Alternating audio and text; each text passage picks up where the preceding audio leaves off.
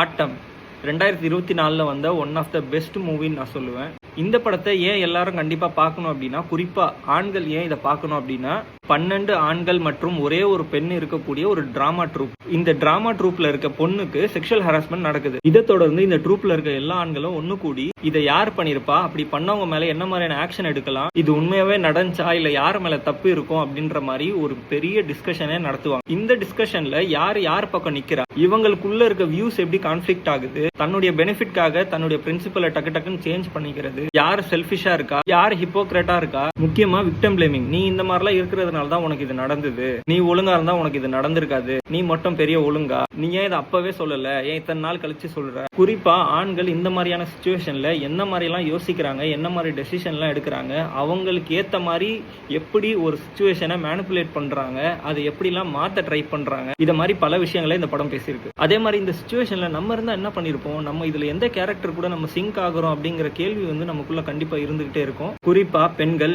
S all men அப்படின்னு சொன்ன உடனே ஆன்லைன்ல நோ நாட் ஆல் மென், நாங்கெல்லாம் அப்படி கிடையாது அப்படின்னு பேசுறவரா நீங்க, கண்டிப்பா இந்த படம் பாருங்க.